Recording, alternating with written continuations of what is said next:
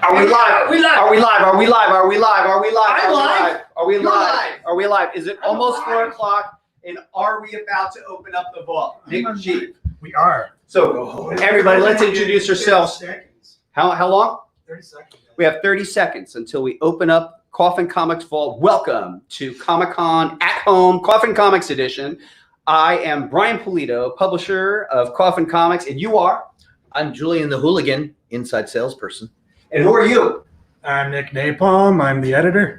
All right. And of course, we're with Jimmy Calabrese, and Nick is going to press the button. Press the button. It's pressed. It takes 10 seconds. It's pressed. It's pressed. It's pressed. It's pressed. Tell us when we're live. Whoa. I'll get that. We're good. All right. The vault is open. The vault is open. The vault is open.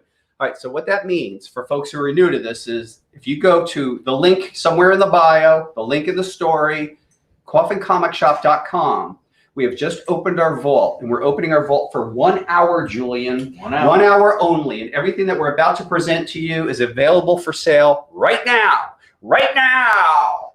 So your strategy is either watch us idiots talk or get right to Coffin Comic Shop and snipe on those items.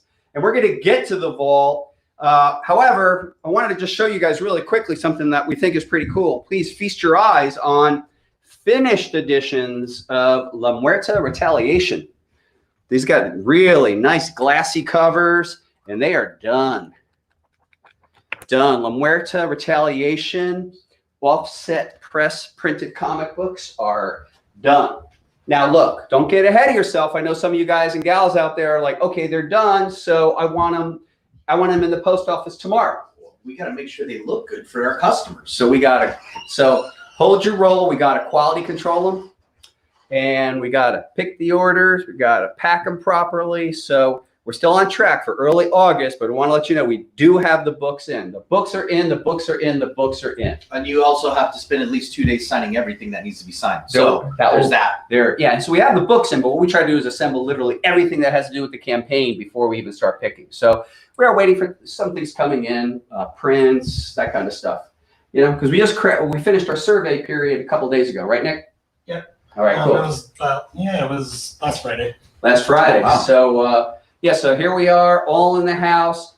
Julian the Hooligan. I think let's do what we said we're gonna do. We're gonna bust open the vault, session 2. As soon as we offer these books at 5 o'clock, any unsold items, the vault is closed and they go back in the pool. Back in the pool. Dun, dun, dun. First one's up. First one's up. Artist proof edition. Beautiful. Oh my, so this is a handcrafted edition. Ken Hunt art, Jason Jensen colors. This is an AP number 5 of 5, which would probably be an indicator. This is maybe the last one we have, perhaps. I don't know. There might be 2 more. Who knows? I was just lucky to find the stuff I've been finding. Wow. I'm very blessed finding this stuff. Hell yeah. Julian, why don't you pick the next one? That's Ken Hunt. Met Ken back in the day at Baltimore Comic-Con. Totally great talent. A number 3 edition. Number 3, Lady Death Dragon Wars War Edition. This is from WonderCon, Anaheim. That's right. Yeah, personally, that's one of my favorite Lady Death images. I know we have Lady Death images that are kind of posy and pin-up-y, and I know they're very popular, but I love this idea that, she's leading the army. That really gets me in a really cool place. I really love the little slight spark of power. She's slowly powering up to take it on. That is a nice little add to that art. Yeah, it's as if it's before the blast. Yeah. Yeah, it's sort of like, remember Godzilla in the remake? It's just like, boom. So yeah, that's a number 3 edition. Number 3. Out of 99. And a beautiful book.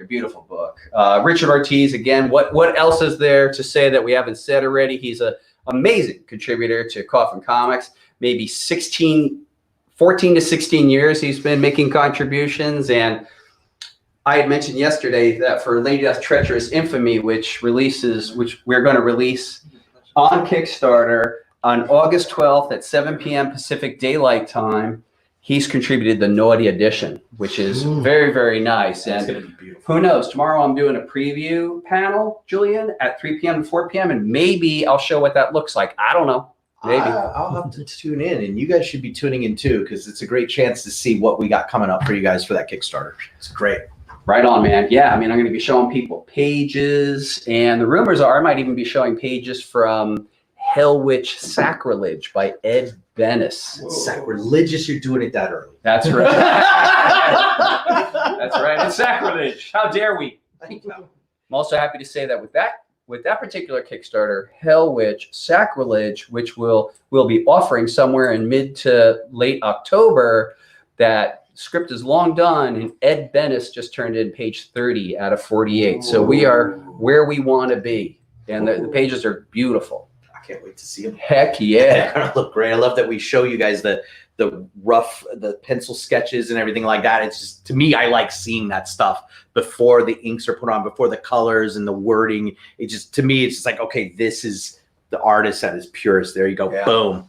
Well, that's actually why we've started to do those black and white editions, and we frequently offer them as free incentives, actually, for you guys and gals out there. It's usually what we have formerly called an unlocked stretch goal, but what we are now calling a free bonus. From us. Yeah, so yeah, it's neat with this great work of guys like Diego Bernard and Ed. It's a great way to enjoy their work. Is there somebody that's out there now that you are just like, that's the one I'm wanting next? For interiors or covers? Either or. I always have targets, bro. Nice. Bro, I always have targets. I'm like Captain Ahab. I'm just like, where are the big fish? And there's Brian strapped to him. Hey! Yeah, there's like a super rad big dog that a friend helped facilitate that's coming up. Ooh. And I will not say, because look, we've just made some announcements recently for Late Death Treacherous Infamy of amazing contributors like first-time contributors, Kenneth Rockefort, the aforementioned here, Mike Mayhew, Walter Simonson. So I don't want to get ahead of myself. So I just got an update, and I heard that 6 of the 36 books that we offered, 29 books that we offered today are left. So maybe you don't want to listen to what we're saying and jump over to coffincomicsshop.com. I don't know. Maybe in a couple of minutes, we'll just wind up drinking beer and looking at you guys. Hey, that'd be fun. Hey, I'm all about it. So what do we got next, Julian the Hooligan? Right. This is the last one I could find, and I didn't know about this edition until later. Boom! No. The Reckoning Pony Death Black Rainbow Edition 73. I was happy to find this. This was cool. Pony Death. That is really cool. And A very polarizing cover. There is only love or hate for Pony Death. I like it. It's I like it. So radical different. It's like, I don't think anyone would have expected us to do a cover like that. And I think that's why. Correct. It's great. That's right. We're thinking outside of the box. The true story of this was I was wrestling with it. I was really wrestling because for the longest time I'm like, the ponies are stupid. Like that's me. Like that's me. And then I was at a Hot Topic. I'm walking in, and no joke, there's like a Viking death metal dude walking out of the dressing room dressed in a My Little Pony dress. And I'm like, okay, that's it. A dress. Back in my retail days, when I worked at Gotham Comics down the street from here, we actually had once a month the My Little Pony Brony meetup. And it was like, oh my God. It's like, I'm seeing like punk rock dudes into it. I'm like, oh, wow, this is such a diverse group. It was guys and gals. They were just having a good time, and they didn't care what anyone thought. They were into their thing, and that's all that mattered to them. And I thought that was really cool. Yeah, me too, man. I mean, like, it's like right on. Yeah, that's just what we stand for. It's like you want to have fun in your pop culture world. That's great. Another example that I felt vindicated doing the Pony Death was I was at a Vegas con years ago, and straight up, like an outlaw biker came up, and I'm not going to say what club he was with. And I'm like, oh man, and look, that happens in our line of business. But an outlaw biker bought a dozen prints because he was giving them out to his daughter and all her little friends because they all like MLP or my MLP. Yeah, My Little Pony. Nice. Yeah. That's one thing I love about our industry is that people are so diverse. Yeah. All the different types of walks of life. You got your, people like, oh, they only hide in the basement and they come out of those. And then you have the real, the rock star guys and the movies. I mean, it's such diverse, this industry. And that's why I love it. Well, comics as a form of storytelling really invites everybody throughout the world. Mm-hmm. So you can either, no matter who you are, what culture you come from, you could share your experience and tell your stories from your view. And that's the thing I really do love about comics. In our case, we just do rock and roll inspired supernatural tales, because that's kind of what I'm personally into, and I kind of hire people who are similar into that or some version of rock and roll. That's kind of our shtick, I think. So, but whatever your shtick is, man, comics are a great vehicle for storytelling. No, I love it. You got mainstream, you got the underground. It's a great mix. Right, and everywhere in between. How many? 4 books left. 4 books Jiminy left. 4 Cricket, books people. left. 4 books left. Bam! This is really beautiful. The Don McTeague Nitro Sketch B. That is, I really am becoming a big fan of hers. Especially these ones. I really thought these were the coolest editions we did. Yeah, it looks like, it looks like over the course of the 3 sessions, we're going to be giving away a set, or offering up a set, rather. I think there's one Because more. yesterday we had 2, and that's the 3rd of that particular subset. I tried to make it so we had a little something for everyone, because I saw people posting on Facebook, so close to completing my collection. I'm like, I got some stuff you guys are going to like. Hell yeah. I got to look out for them. Next one, this one blew my mind too. I love Marilyn Monroe. She's no Betty Page, but this is the Chaos Rules #1 Superstar Medal. Again, Michael Pascal. Yeah. Really, really beautiful. I really like the imagery on this, and I thought this was a really cool set of covers we did for a while. Yeah, we did it. Really nice. It was like 3 falls ago. Michael had done a series of about 5 images. And this is an AP3, so that's the last AP3, one. yeah, probably the lowest offered to the public. That's it. Yeah, That's it. pretty cool. So all she wrote, boys and All girls. she wrote. And then these were always cool, because I love that we did a variation 1 and 5. So I figured, why not Yes. the BP editions, 1 of each color variation. So yeah, that's obviously an homage. Classic Avengers #4. That's our character, Captain Death. Just so happens to be backed up by characters that really make sense. So that's our character, Michael the Archangel, Mr. Atticus Marrow. That is Haxon in Chaotica. And then in the little area that was formerly Submariner, there is our guy, Hellslinger. Yeah, I couldn't resist. It's like, I gotta put 1 of each. Just to Yeah, show so the people we premise, do those. the premise there too was this was the main edition. And then every so often, maybe I think it was 20% of the print run was the Hellfire variant. 1 and 5. I remember packing those up. I'm like, oh, hey, there's a. I remember QCing these, and I thought there was just like, oh my God, there's a color mistake. Brandy's like, no, they're made to be that way. I'm like, okay. I was like, I think we may have a boo boo. Yeah, we make our boo boos. They're all on purpose. We're looking at the fine history of crazy comic book printing, and there's these subtle mistakes that were made.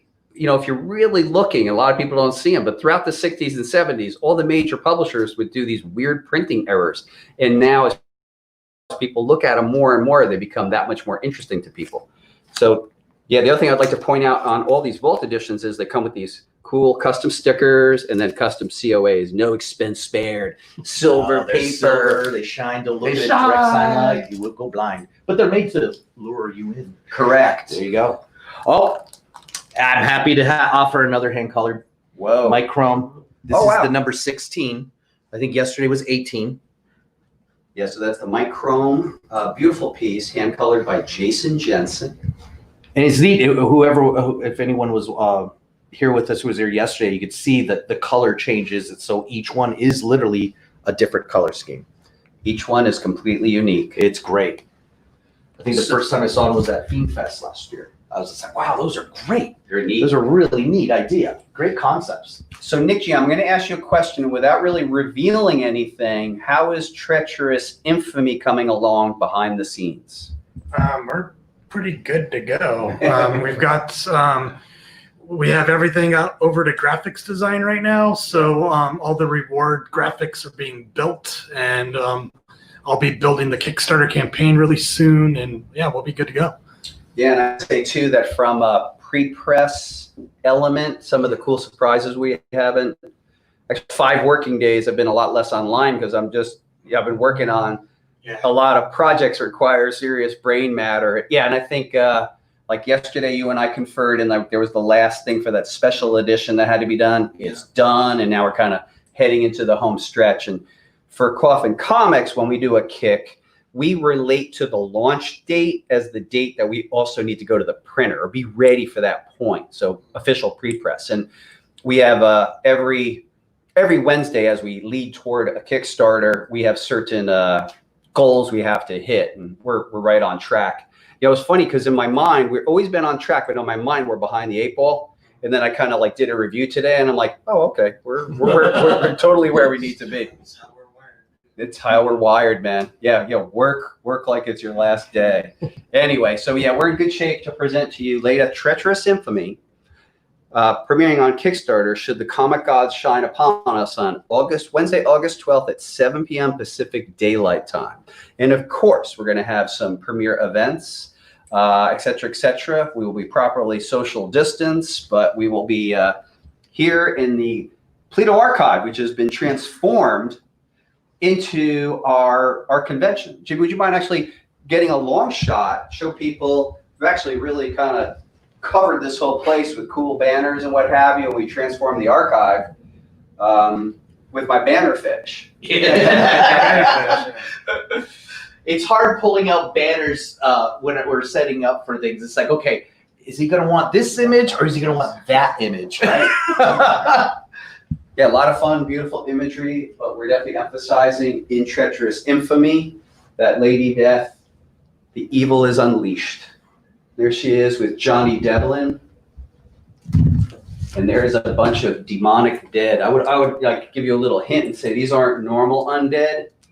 There's something demonic about them, something extra about them. And he is the key. If you read Malevolent Decimation, you know that he is the key. But boy, writing Lady Death on this one, even I'm like, man, she's going buck wild. Crazy. So what do we have next, Julian the Hooligan? I have a beautiful virgin art piece. Oh, wow. Look at that. So that's a recent one. That's neat. Mm-hmm. I know a lot of this stuff had been selling out, so I was like, well, let's get a little something new along with the old, kind of mix it up a bit for people who missed out on these. And there was only 199. This is a vault copy, and it's number 6. The one and only Mr. Mad Mike DeBalfa. Beautiful piece. Stunning. That little pumpkin guy is just as popular as Lady Death. Little pumpkin lord. He'd make a cute little figure. That's awesome. He's fun. So also, folks, I will let you know that we are tying in with Comic-Con at Home, and we're offering brand new exclusive editions that tie into this event, which include the Sora Song Lady Death swimsuit set. I think Sora really went beyond the call of duty in terms of the design of these pieces. Clearly, Lady Death's kind of kicking back with a cold drink on this one, but she's ready for war in the other. So really neat. And then, of course, the amazing Jesse Witchman with his wonderful presentation and his naughty and nice. I'm also happy to say that through agreement of Jesse and myself, Jesse is on board for Hell Witch Sacrilegious to provide the metallic jewel edition. Nice. So really happy he made time in his schedule. Always look forward to his designs. I threw a theme over to Jesse yesterday to see if that gets the creative juices flowing. Knowing that the image will have jewels in it too, we sort of want to play to that. So Jesse rarely, if ever, fails to delight. So I think we'll all be really pleased by what he imagines. I think the last few editions he's done for us are some of the best he's done yet. I really, really liked what he's done with this. Oh, he's amazing. You know, the crazy thing is, like, the last 2 we produced were actually commissions. Really? So That's awesome. It's a different amount of time goes into them. But yeah, the designs are really tremendous. Well, I bet that's big too for a fan. It's like, wow, my commission is used for a cover. Yeah. And that's something we do that I don't think anyone else does. That's amazing. I do hope people like that. I know that the Witchman cover for Treacherous Infamy was a commission, but the image is so cool and evocative. I named it Demon Knight. So it's Lady Death in this cool armor that just looks demonic, as if she's given over to that side, and all Witchman. So maybe between Witchman and his commissioner, I'm not sure, but really, really cool. Great stuff. What do we have next, Julian the Hooligan? Cara Mia, I love this because this image reminds me of my wife. When we got married, she was Morticia and I was Gomez. Perfect. And yeah, I just love this image because it just makes me think of her. So this is a number 3. This is probably it for this edition. And once that's gone, they're gone. They're it. Yeah, we called it Cara Mia. Obviously, that's an homage to Mrs. Adams, and Gomez calls her Cara Mia. What do you know?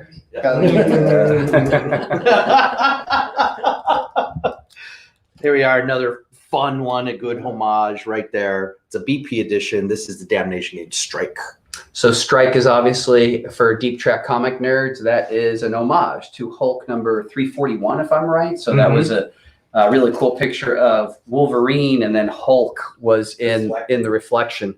And it was a foil cover too, wasn't it? If I recall, I remember some foiling on some of those. On the original one? Yeah, I think Marvel so. I think so. Wow, that's pretty cool. I remember that because I remember that image being like, wow, that's really badass. Yeah, and that image is by Marat Michaels and Dan Feldmeyer, and I believe that was Marat's suggestion as well. Yeah. So good idea. Thank you, Marat. Yes, and I think I mentioned to folks yesterday who tuned in that Marat Michaels has signed on to provide the homage edition for our next two kick programs. So the first is Hell Witch Sacrilegious, and we admit that the homage is going to be Spawn number 1. And then for Lady Death next February, which is called Catastrophic Majesty. I'm going to have a hard time saying that during my promos, man. Jiminy Cricket. I see you guys tripping. Everyone was tripping with Malevolent Decimation. And I'm like, but wait, it makes perfect sense to me. Malevolent Decimation.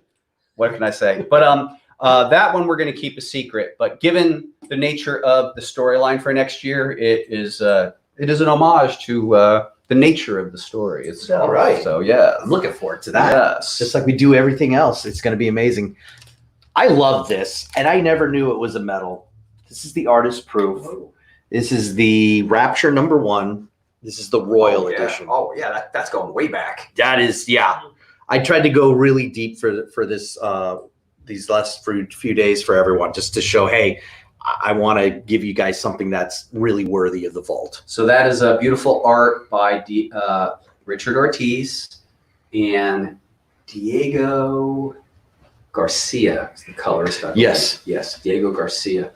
Boy, that's a beauty. That is really nice. Yeah, it's fun. I mean, that was probably like one of the first times I started portraying Lady Death in the color white.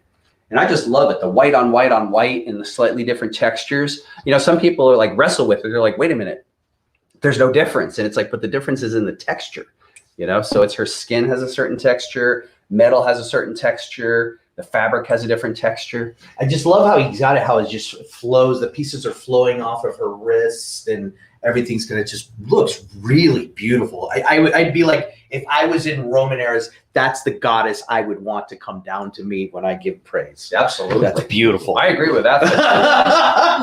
It's really gorgeous. So I'm going to cut to Nick again, and without giving anything away, you are aware of the stretch goals this time around, right? Yeah. All right, and there's a couple surprises in there. Is that right? There is. All right. Do you think? What would you have to say? You can't say what they are, but what do you find tantalizing about some of the new ones that we're doing? Without giving anything away. Yes. That's hard. Okay, well, there you have it. There you go. It's hard. We have some surprises coming at you. A couple of innovations, a couple surprises. Good times. What else we got now, Julian the Hooligan? Well, let's pull out a What? beautiful legendary set. These are all signed. This is Blasphemy Anthem. This is a legend set. It's number 44 out of 88, and these are all signed by Brian. And that is by Mark Brooks. Thanks to Mark for It's a secret doing one in there too. Oh yeah, and so that came with the secret edition, the set. Mm-hmm. And this was DeBalfo. And look, I would like to go on the record and say that when Coffin Comics does either a secret edition or a mystery edition, sometimes at cons we do a thing called a flash exclusive, that we do not punk out. No. Like, these are not table scraps, people. This is like legit. Look at this amazing variant by DeBalfo. The only way you could get it up until that point was in that set, and we are not breaking it up now. I love that piece. In fact, I mean, I thought this image is one of the finest images on that campaign. That's gorgeous. Yeah, super cool. Look Inked at by this. Jeremy Clark and colored by CC De La Cruz. Yeah, this is a really nice set, folks. Yeah. If anyone missed out on a Kickstarter, now's your opportunity to get it now. Right. So you get the 3 books from the Mark Brooks plus the DeBalfo. Now, how did you decide when you do the legend sets, what's going to be the holofoil, what's going to be the noir, what's going to be a virgin art? I mean, what makes you, do you just flip a quarter? You're just like, okay, I did this last time. I want to try to do it differently this time. Yeah, I always want to do things different and fresh. That's a driving force. And then I try to react artistically to the art itself and see what does it tell me to do, if that makes sense. And if I have the opportunity to coordinate with the artist in advance, like we did with Mike Mayhew, who is our ultimate, who is our legendary artist on the upcoming Lady of Treacherous Infamy, we were able to coordinate that there would be a nice edition and the naughty edition would be completely different. And he actually did a really cool spiderweb theme. Yeah. And then he was gracious enough to include the original sketch, which that makes up the additions. And sort of like yourself, to see that kind of raw work, I think is super exciting. So his set actually happens to have a lot of nice variety to it. Yeah, I love his work. I've known him since I met you. That same summer I met you, I met him, and it's great to watch everyone I've met that one year just slowly, boom, they're like legends now in the industry. They were legends. You should pick the next one. You should. Oh, really? You should. It's a BP. Okay, so this is a BP edition, and this is the Sinister Seas edition. Very, very cool pick on this one because this one was offered during San Diego Comic-Con last year. So good eye. This is a BP edition. It is a holofoil. Comes with the stickering and by Jamie Tyndall, who's turned in some remarkable pieces. I think this might have been his last piece for us, actually. He's been very busy with his own endeavor, but super nice piece. It's really nice. I really love the colors and everything in it. What's the status, Nick G? 2 books left. 2 books left in the vault. We still have the Blasphemy Anthem Metal and Metal Legend. And, oh, wow, okay. And the Academia. And the Academia. So 2 books left on this session. So we're reviewing what people have already purchased. Yeah, yes, exactly. Look what you get. Let them know what they Well, the guys' credit, you don't see this. Boom. Oh, The BP edition.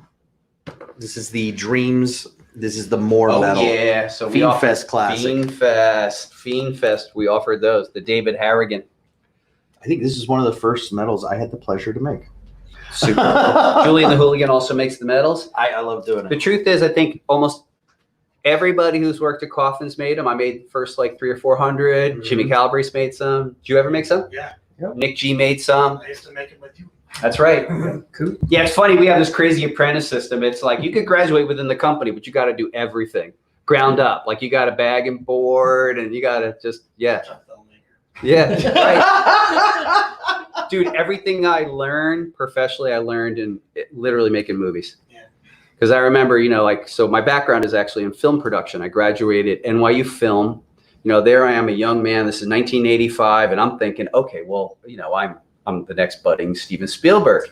And next thing I know, someone said, can you please get me a coffee with 2 sugars? And that was the reality for a while. And that had me understand and go through what's called the apprentice system. But I actually did pretty good. I actually raised through the ranks of professional production assistants really fast.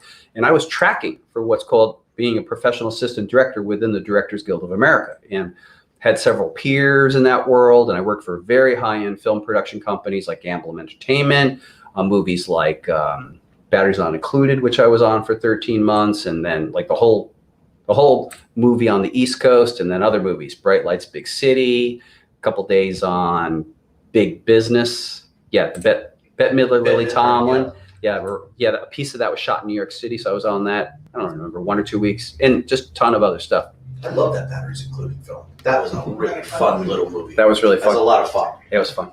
So Nick is right. Like everything I learned, and it even last night I was having a conversation, and it reminded me of just like how cutthroat or how empirical working in film was. And I'll give you an example. I was working with Adam Goldfine, who you also know, and he was hired as, I'll make this normal terms. He was hired as a gaffer, but as a chief lighting technician working under a pretty tough camera guy.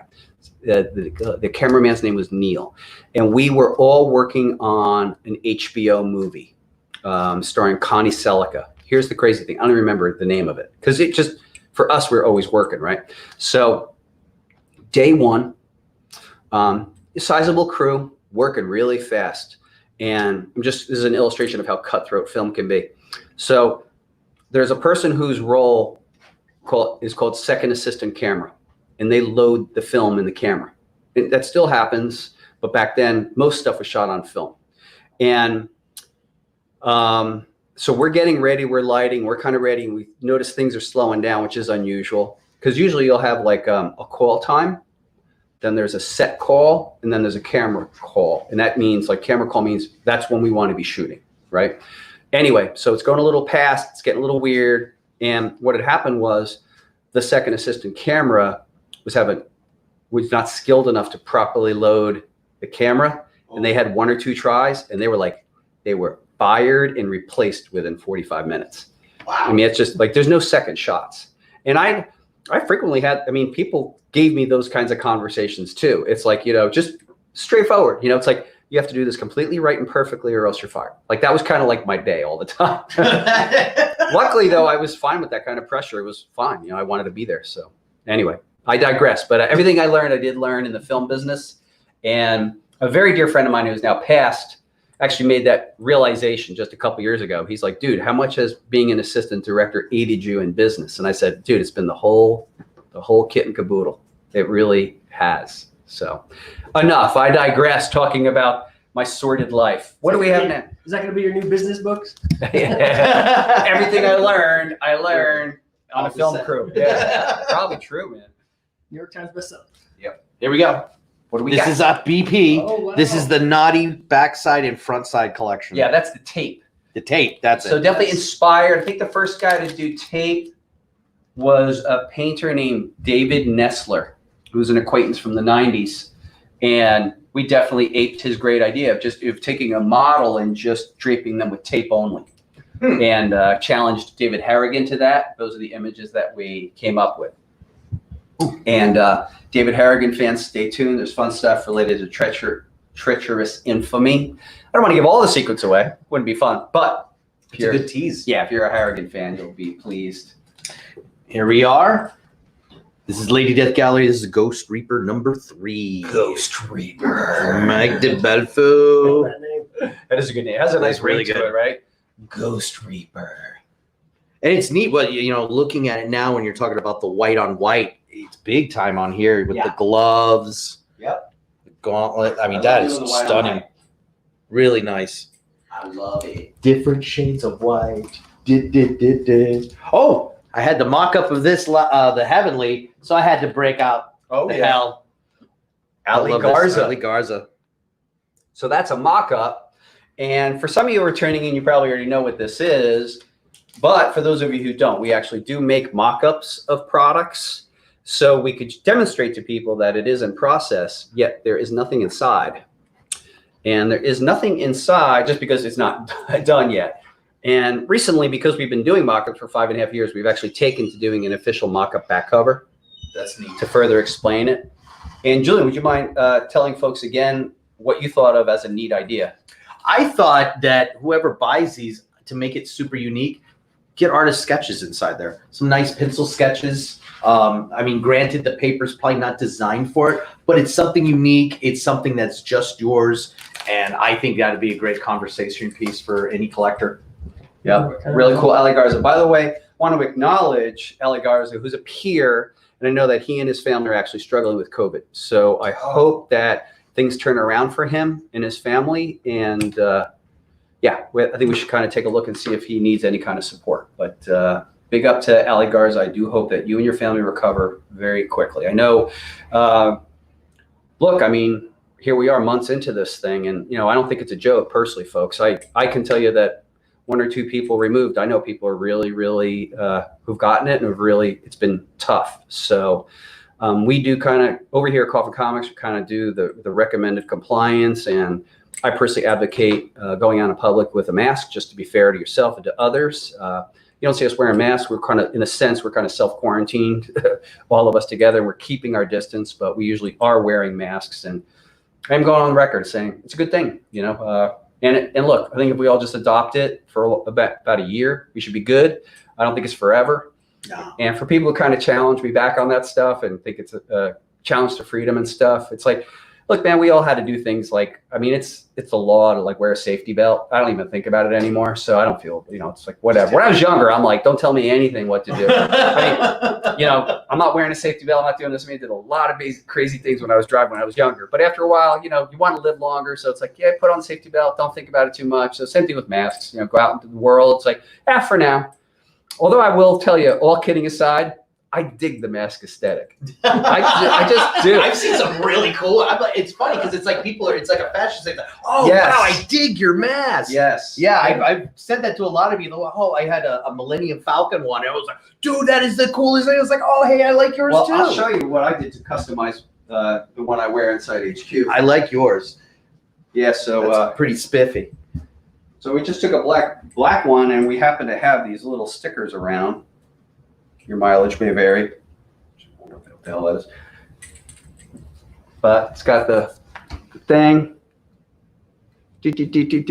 Anyway, That's pretty. whatever. badass. Yeah, so We're on brand. I kind of double it up when I have to sometimes. But anyway, getting off topic, but hey, why not? Well, let's break out a beautiful jeweled edition. That's also number 3. This is the Dragon Wars Violet edition. Sabine Rich. That is beautiful. Sabine Rich has turned in some of the most phenomenal covers. I can't even believe we're offering this. But clearly it's gone. Look at that. It's just a beauty. The thing about Sabine and Dawn McTague, and actually many of our contributors, is they understand fundamentally the composition's got to be pleasing to the eye. And so this is this beautiful S shape to the character. So it's very, very pleasing to the eye. There's really nothing awkward about her pose. And all those beautiful shades of purple. Yeah. I mean, meeting Dawn and Sabine, Jamie Tyndall, Mike DiBalfo on the convention scene, you know, is a real shot to Coffin Comics. And I believe what keeps Lady Death exciting for people is the new artists' interpretations. And I'm personally very attracted to artists who have a lot of craftsmanship behind them. Like, I can tell they put in the work. I mean, there's no doubt when you look at like an Adam Hughes, this person's a master. They've spent 40,000 hours refining their craft. They're not like 500 hours into the game. They're like, this is a lifetime commitment. And so I'm looking for people kind of, when I work with talent, like they've tipped over into that world of like 10,000 plus hours on the work. And they've figured out so many things for themselves artistically and so many obstacles and errors and weaknesses that just through sheer going at it, they've overcome. So yeah, it's a real, yeah. So I'm really attracted to people who are just as crazy workaholic as I am. So. Great minds think alike and work alike. Why, thank you. Stunning. Yeah, that was a great one. I was really super pleased when I get it in. Oh, I remember you teasing us with that little bit. Look. It's like, oh, just show it already. It's like a 20-minute presentation, and we all work here. Yeah, everyone gets to show even behind the scenes. It's great. It's a lot of fun. Yeah, I can tell you that there's elements. There are a lot of elements to treacherous infamy the staff doesn't know about. I bet. So there's like the mechanics of everything that we have to do and that stuff. Because like I'm working on the editorial side. I'm working with the graphic designers and stuff. And there comes a point, like you guys are getting CC'd and stuff as you need to, because like other things, we're finishing other things. And yeah, I got a couple of fun things planned you guys don't know about. See, work here. I'm not trying to be withholding. I had to break out. I don't see very many metal jewels because they go really fast. Yeah, look at that. So I had to break out an AP. Wow. This is the Icon Metal Mega Jewel. When we offer these, I'm looking at them, I just get jealous. I'm like, we can't let it go. I can't let it go. My precious. That's right. I can see Brian sitting there hoarding all the books. It's a little like that. Now, when you find your artists, do you cruise Artist Alley when you try to look for new talent just to see what stands out? I absolutely do. Nice. Yeah, absolutely. That's awesome. Yeah, absolutely. So, yeah, I never stopped that since the beginning. And some people they're saying like, I know you've achieved a certain status. Why would you do that? I'm like, dude, I'm scrappy, man. I got to see what's next. You know, I'm very, very curious about who's coming up, you know? No, that's awesome because it shows that people that work really hard in those artist alley booths, you know, hey, you can get found there. Yeah, I mean, I started out there too. I remember like among my first conventions was at San Diego Comic-Con, probably 92, I think.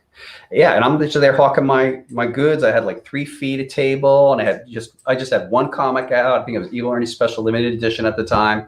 What I would do is I'd buy them wholesale from the publisher and then resell them, right? And I wound up being a serious salesman. I've also sold Smileys at that con too. Nice. And little $5 Smileys. So you didn't need anyone to come discover you. You just discovered yourself. I'm self-discovered. You know what it is really? It's like I did reach out and I was trying to see if there was any other like teams I could latch onto, but like no one was getting it. And instead of spending any more time, I'm like, okay, I get it. You don't see it. I do. I'm going for it. That's good. Yeah. And look where we're at today. Yeah. It's amazing. Yeah, we have an island. It's called Coffin Comics. Yep. Yeah, the Coffin Comics Island. Coffin. Here's a classic. It's a number 3. This is Lady Death Retribution Legacy Edition. Yeah, Hughes. I'm sure Hughes. someone's jumped on that. Oh yeah. Yep. Right when I saw this, I'm like, this has to be for this show. It's just a classic, beautiful image. Yep. So whoever got that, you have amazing taste. Another AP here. Here we go. Apocalyptic Abyss Metal Edition, AP5. Oh yeah, Jamie Tyndall. Nick, so something up? Okay. Yeah, this is the only time I've seen Just nicking a out metal the background. edition of this. Nick, anything left for sale on there? Or you still got a Yeah, few we still have this one, War Edition. Oh, guys, come on. Come This on. one's pretty rare, guys. It's only 100 copies, and we did this one years ago. I remember the show actually. Yeah. Yeah, we went to the show together. Yeah, that was good times. Yeah. Do you remember at that show? Yeah, I think it was that one. I'm trying to remember. It was another one, Long Beach Comic Con. Oh, that was a great show. So we had fun at the show, but on the Saturday night of it, we went down to Bar Sinister in LA, which is a vampire bar, Yeah, and we rocked it. It was awesome. We just went to this cool vampire bar. I know the host, Kent, and yeah, we just had a blast. You know, listening to great goth music. Bela We Lugosi's also dead. have the Blasphemy Anthem Metal Legend Edition available. Okay. Did we get to that one yet? No, let's I see. don't think so. Wow. Wow. Oh, We're getting there. let's get it. Bam. There you go. Oh, it's still left. It's number 12. Number 12. Yeah, so that one, only 13 copies exist, guys. Yeah. And the only way to get this book is if you were selected on the Kickstarter. Yeah, it was a See golden that ticket book. redemption book. Yeah. And it even has the metal COA in the back. Look at that. Yep. We don't play around. This is amazing. Yeah, that's a super rare book, you guys. Yep. And then Good times. another beautiful metal. This is the Lady Death Gallery Metal Mermaid. That's a great name. Metal Mermaid. Should be a name for a band. Dude, I can see the stage show too, where they have like mermaid go-go dancers, boy and girl Bubble go-go machines. dancers. Yeah, bubble machines would be That great. would be great. I saw Heck yeah. Jane's Addiction years ago, and they actually had something like that. So the guys are playing, and then they literally had like trapeze, 3 or 4 trapeze go-go dancers come down. It was the best. I remember friends of mine going to shows. It's like, I've never seen someone get pelted with so many joints at a show before. Wow. Wow. At celebrity theater, we were just throwing them For at me. Jane's? Yes. Wow. And he was just grabbing it. It's like, oh, hey, this one's really good. Here, you should have some of that. Wow. I can see that. Those guys are total like shaman. Yes. Big I time. love that band. This one is cool. And I can tell this is old school one because it's got the hand written 3. Cool. This is the Reckoning homage. So this is what this is this. So this book came out in December. Mm-hmm. And as many of you know, I'm no longer associated with the character I created named Evil Ernie. Mm-hmm. However, there was a moment in Evil Ernie Youth Gone Wild where Lady Death first raised out of the blood of a victim. And I wanted to pay homage to that moment. And so I even wrote it up. So Lady Death made her comics debut in Evil Ernie Youth Gone Wild 1, published by Malibu Graphics in December 91. This front cover recreates Lady Death's first ever appearance in Evil Ernie Youth Gone Wild #1, page 6, panel 1, seen from a unique point of view, Evil Ernie's point of view. That's cool. That's really So cool. it's kind of crazy, but that's by Scott Lewis. And I would love to see in the comments if anybody would like to see any new Scott Lewis, because he really hasn't been on the scene for a while. It'd be so cool to reconnect I think it would be great if Scott Lewis would do a new Lady Death, Hell Witch, and La Muerte cover, and we put it out in Halloween. I would love for that to happen. That's great. So if anybody out there is a Scott Lewis fan, just love to see it in the comments, see what you have to say. And I also have a few of Scott Lewis covers on the eBay store too. I have Oh, a how few great. left, so Yeah, I'm a fan of the Scott they're Lewis going stuff. quick. When you're, I'm gonna read some comments. No problem. This this is probably one of my favorite Mendoza images because it totally captures Mendoza completely. Yeah. It's really just fun. It's hilarious, and it's Hell Witch. It's just adorable. This is great, and it looks great with the black paper and the white art. Just really nice. I think this is one of my favorite Dan Mendoza images we have of his. So I'm glad we can offer that, and that is a publisher file. Only 30 were made. And then I had to go out and I looked and I found another classic jeweled edition. Again, there's the handwritten 3. It's signed by Brian. It's a number 3 edition. As the COA, this is the Visions. And then I made sure I kept the old school COA that was in there when I pulled it out. I was like, I can't replace that. That's a classic image. It's got a nice little glitter. It's really cool. And this is a really classic, iconic image. I mean, we have many prints of this. Love it. It's Great. different. Yeah, it's glitter. It's not Mhm. just the jewels on it. Yeah, there's a couple jewels and then there's glitter. So this one I Yeah, really the liked. glitter on that. That's cool. You know, the one thing that we found though, I mean, I love the glitter. It looks cool, but it was coming off. Oh, when I was taken out because I redressed everything in new bags of boards, I'm like, my wife was like, "Were you at a strip club? You got glitter on you." It's like, it's the books. It's the books, baby. It's the books, baby. It wasn't me. That reminds me of, so we did 2 spiked editions. So the first spiked edition I offered at a San Diego Comic-Con years ago, and I used a really good glue. And like I'm personally handcrafting, and maybe Nick's helping. Then the second one we did featured a Ivan Reis cover, Yvonne Heiss, and I didn't glue that one as well. And so we're getting a lot of customer complaints about those. So I think we did the unthinkable, which is we got rid of all of ours because it was like the undoable. Now I think the only human being on earth who has them is Buku Books and you. Oh, you have some. There is a couple. I have found Okay. a couple of those. Well, I think we got to reglue them before they. Yes. No, I have plans for those ones because I'm like, this is unique. It just shows, hey, in our early days, we made everything by hand. Correct. And I love that. Yeah. It just shows that we give our all to you guys in everything we make, past and present. Boom. This David is beautiful, Harrigan. Harrigan. Deal with it. Boom.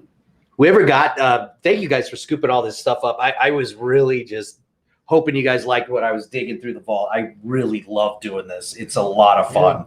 And it's great because it's I get to learn the history of us. Yeah. And that's one thing I like about it.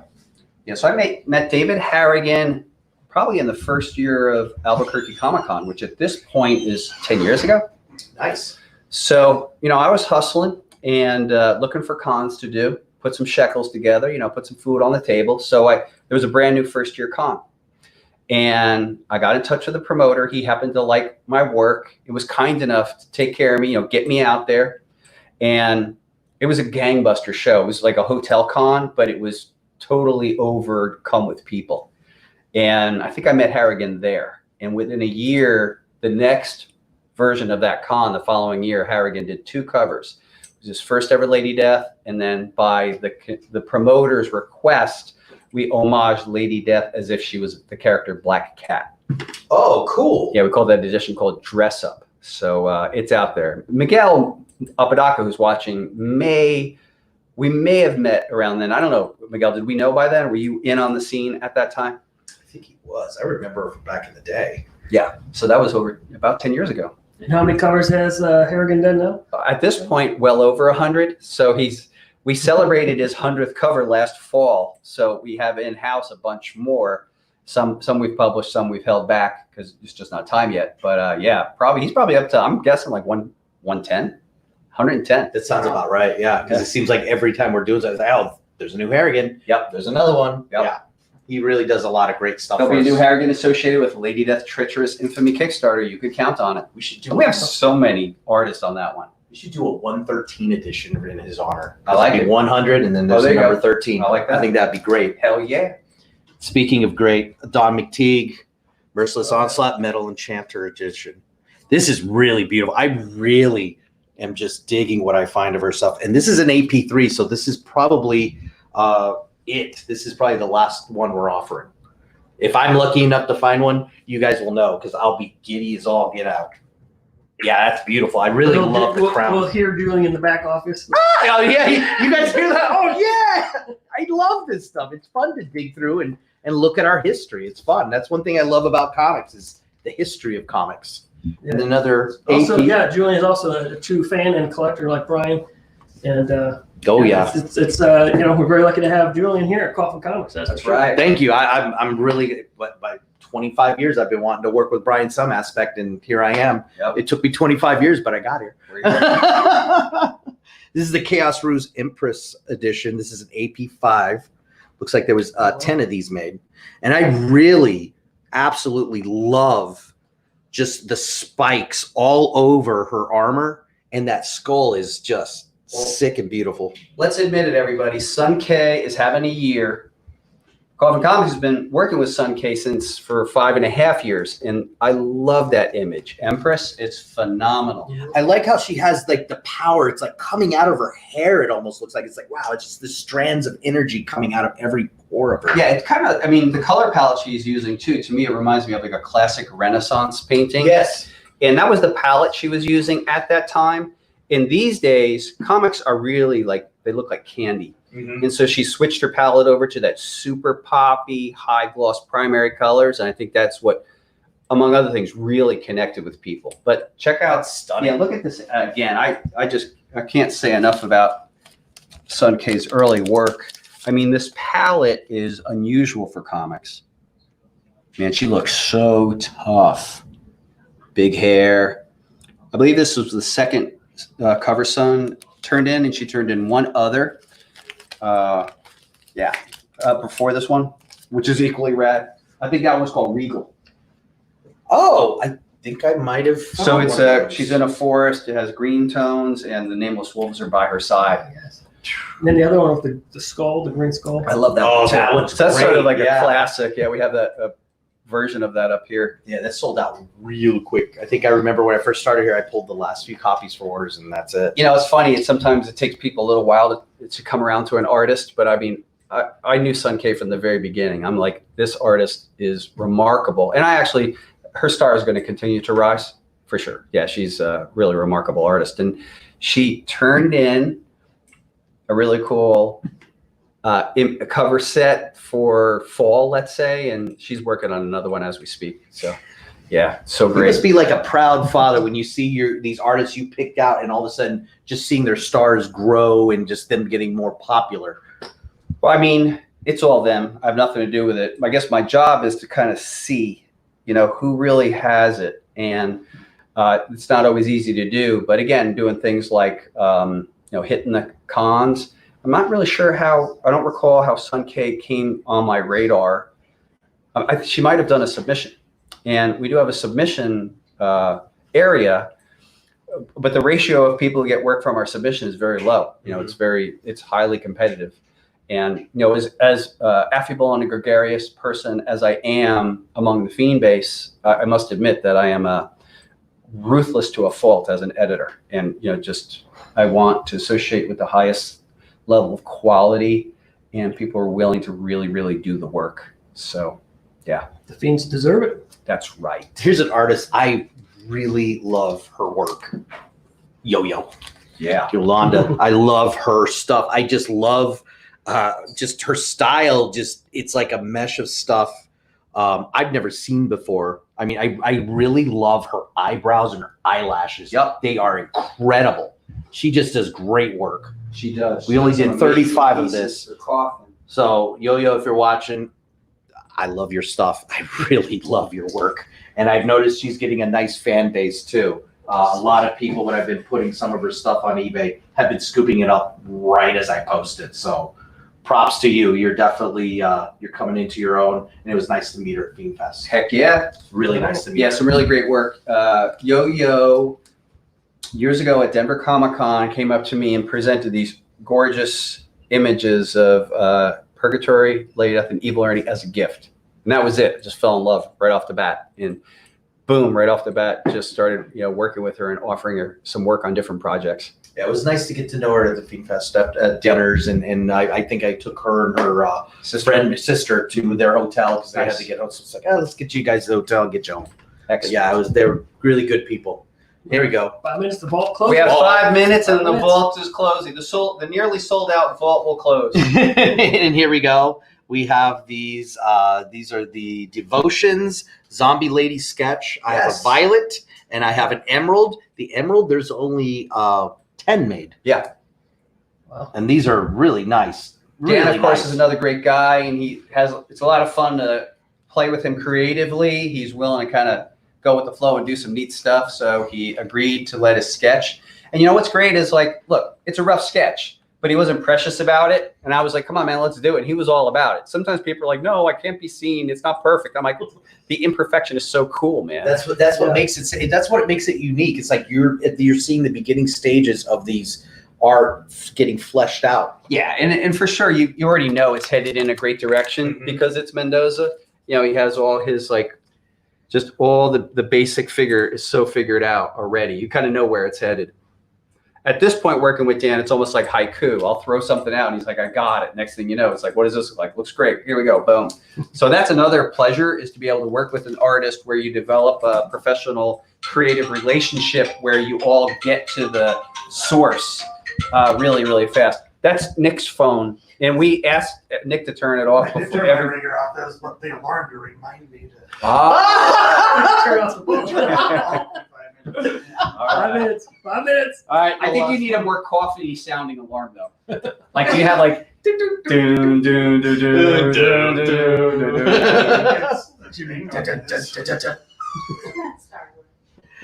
Close, yes. I used to use that ringtone for some of my old bosses. Here we go. Don McTeague. This is a Virgin edition. This is chained, if I recall. I'm not trying to be critical, but Dawn told me that the pronunciation of her last name is McTague. McTague. That's right. McTague. Dawn McTague. Yes, I learned to. It's funny because her last name is close to some of my cousins and relatives' last names. So I was like, oh, that's interesting that it's pronounced differently depending on where you were. Yep. So I thought that was pretty cool to learn. So we'll be closing the vault in less than 5 minutes, and when we do, anything that's left, we'll go bye-bye, and we'll be going into the vault for an undetermined period of time. And being that we only have a couple minutes left, I want to make a couple of announcements. First of all, tomorrow, tune in for Pulido's Preview at 3 p.m. Pacific Daylight Time. Join me, Brian Pulido, publisher of Coffin Comics, Mad Talent Wrangler, at 3 o'clock, and I will show you some inside scoops related to Treacherous Infamy. And if you're bad boys and girls, I will then show you some Hell Witch pages from Sacrilegious by Ed Bennis. And of course, coming up, Lady Death Treacherous Infamy Kickstarter, August 12th, 7 p.m. Pacific Daylight Time. We're going to definitely have a launch event. Socially distanced remote launch event. We had so many event plans, before COVID, and the staff knows. I shouldn't even say, but I mean, we're all sad about it, right? Because we're gonna rock it out. We had for La Muerta Retaliation, we were gonna have the opening party over at Santan Brewery. Yeah. And I know it's and then actually, I mean. Not that we really got too far into the planning, but the next Lady Death, we were actually going to launch it at the Harley Davidson in Scottsdale. We didn't sign the deal, but they actually have a giant event space. But who knows? Hopefully the future holds surprises. But for now, we will actually, the fun thing about Treacherous Infamy, and knowing that people are kind of sequestered away, we do have some surprises and some exciting presentations for you boys and girls. So here we are, 3 minutes, Julian the Hooligan. The vault is, now we should start putting things away. The vault is now 2 minutes for shutdown. Yeah. And speaking of candy colors for comic books, hey everybody, it's Brandy in her pastel outfit. Yeah. Hi, everybody. She's on brand for She's on brand. She's got the skulls. On brand for Brandy Sparkle. There's Jeff K up there. He's rocking his marble. Cool. Yeah, let's see that new tattoo. That's a nice piece. My very own Carol Danvers. Resident Badass. Resident Badass is, it's going to be covered one day. You should just get like the crease symbol right here. You know? Are you ever gonna do anything on your head? When I'm done teaching. That's awesome. Just start going, right? Is how it ends. I got tons of characters lined up. Nice. So be sure to tune in tomorrow, 3 p.m. for Pulido's previews, and then at 4 p.m. Pacific Daylight Time for session 3 of the Vault opening for 1 hour only.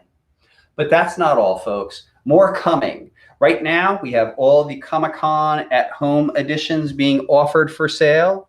Happy to say, as you can see, the La Muerta editions are now printed. I'm also happy to announce that the Art Germ editions are in-house. Pulido starts signing those tomorrow because Coffin never sleeps. And Treacherous Infamy is coming up on August 12th. You guys have been great. We've been the Coffin crew. We'll see you tomorrow. Ending broadcast. Ending broadcast. See you guys.